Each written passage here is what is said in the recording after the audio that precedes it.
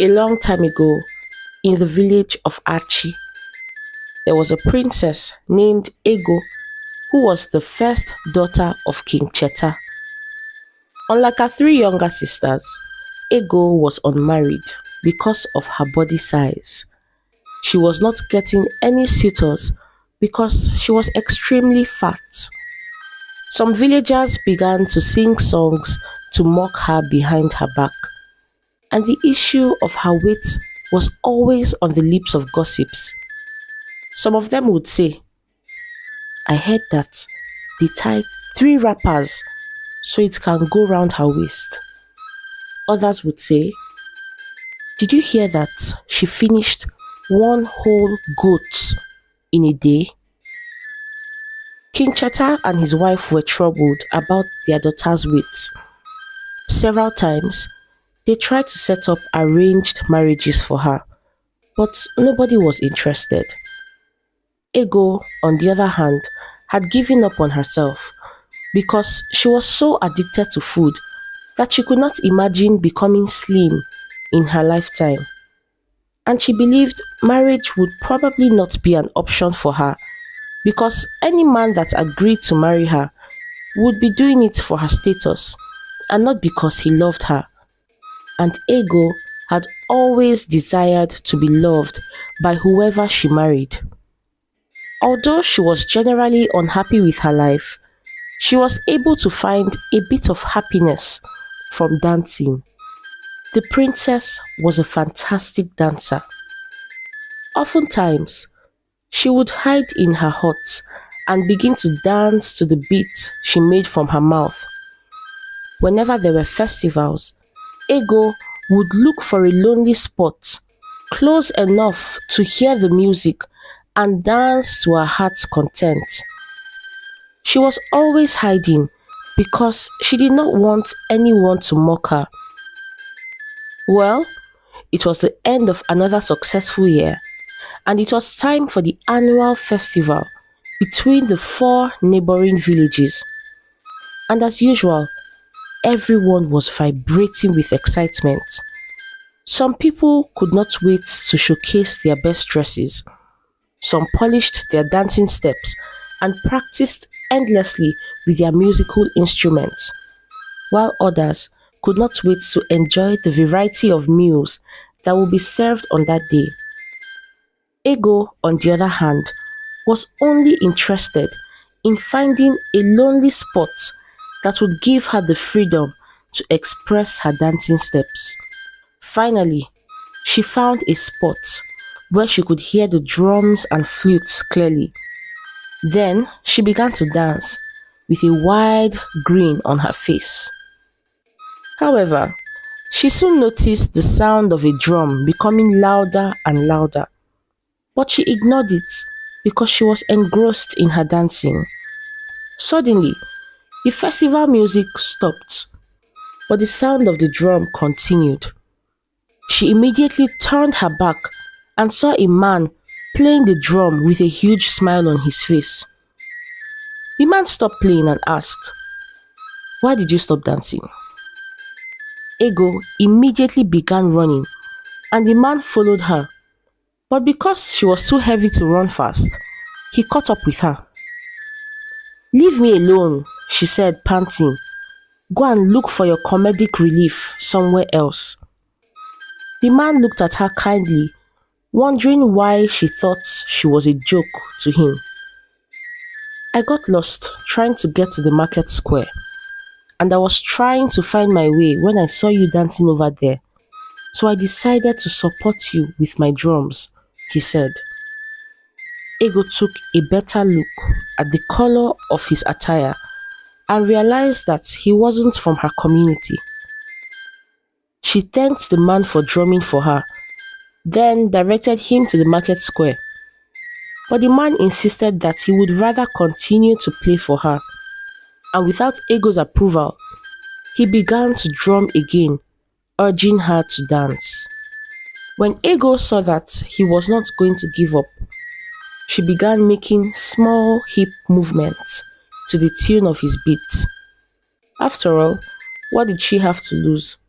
He was a stranger who she would never meet again, and she had the opportunity to dance like she always wanted. After a long while, Ego stopped dancing. "Thank you, Mr. Drummer. I really enjoyed myself," she said to him.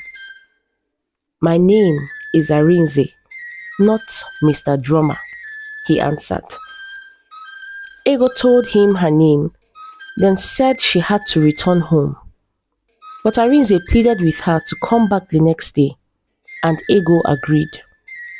On her way home, she thought about the man, wondering why he was so nice to her, and even wanted to spend more time with her. "Of course he's not attracted to me," she thought to herself.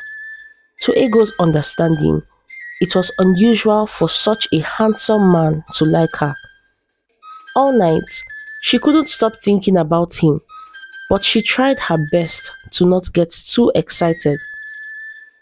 In the evening of the following day, Ego set out to meet her new friend Arinze. When Arinze set his eyes on her, he was so excited, and Ego was excited to see him too. They talked for a long time and got to know each other, and afterwards, he drummed for Ego to dance. Days turned into weeks, and they kept on meeting each other at their spots, and to both of them, it was always the best time of their day. Finally, Arinze told Ego how he felt about her. Although Ego suspected he liked her, she did not want to jump into any conclusions. But she was happy when he finally voiced it out, because she felt the same way too.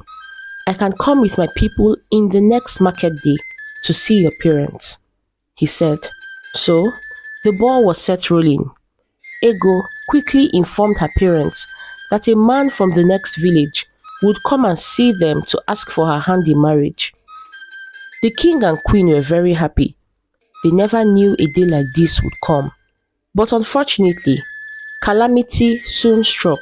A week before the arranged meeting, an airborne disease spread round the entire 4 villages and its surroundings. To prevent people from spreading the disease, each village closed their border, and their rulers also instructed them to stay indoors. Ego was very sad that her future husband would not be able to see her every day as usual. To make matters worse, some days after the borders were closed, Ego contracted the airborne disease, and for more than 3 months, she struggled to stay alive. The illness greatly affected her appetite, making it very difficult for her to finish half a plate of food in a day.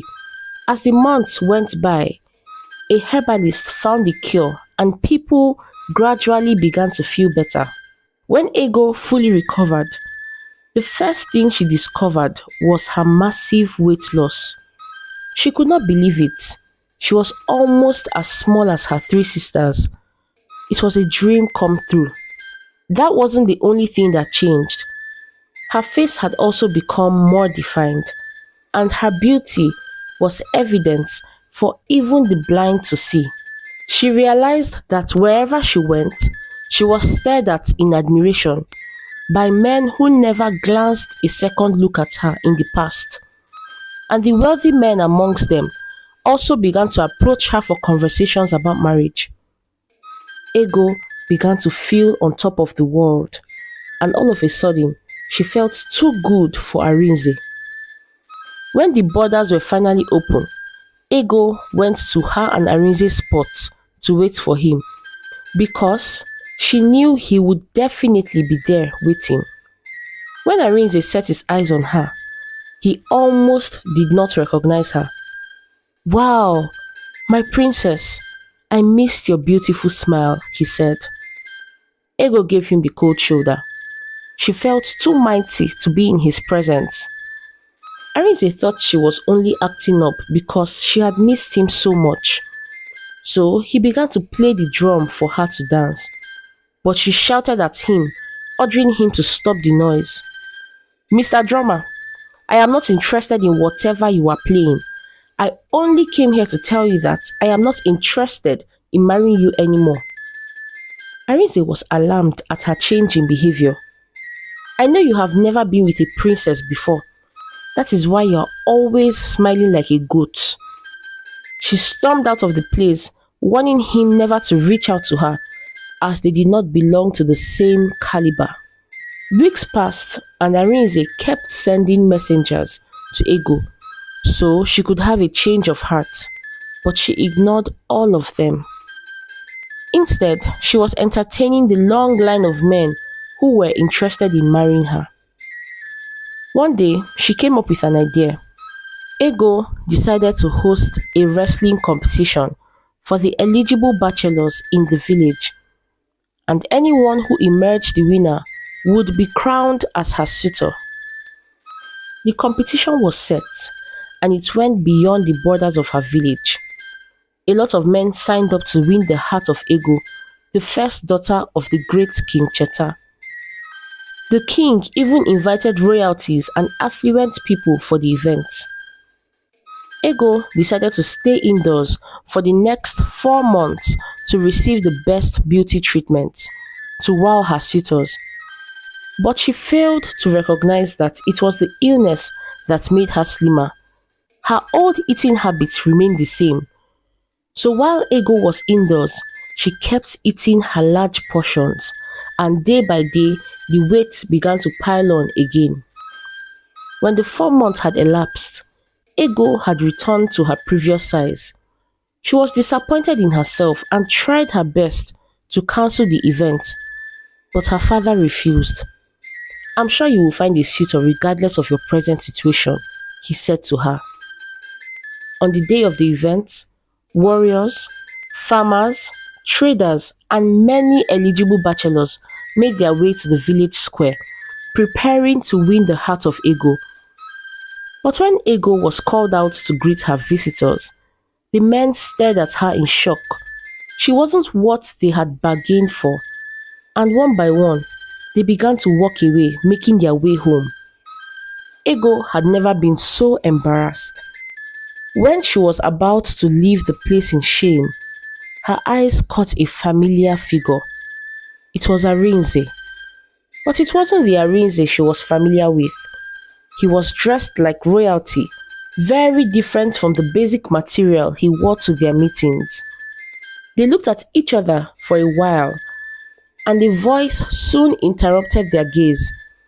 My prince, your father is ready to leave now. Just like Ego, Arinze was royalty. His father was the king of one of the 4 villages, but because of his love for music, he would usually disguise to play with everyone during the festivities because he did not want to be treated specially by the other villages. As Ego watched Arinze turn his back and begin to walk away, she realized that she had lost a good man who loved her regardless. It is such a pity because she never got the opportunity to find love again. And eventually, she had to settle to be the 10th wife of an old chief. The moral lesson of this story is that you should never neglect those who were there for you when you were at your worst. Because this type of people are getting quite rare these days. And if you treat them unfairly, you might never get the opportunity to be in their lives anymore. Thank you for watching this story today. Please comment on what you learned, and do not forget to like and share with your loved ones. Till next time. Bye.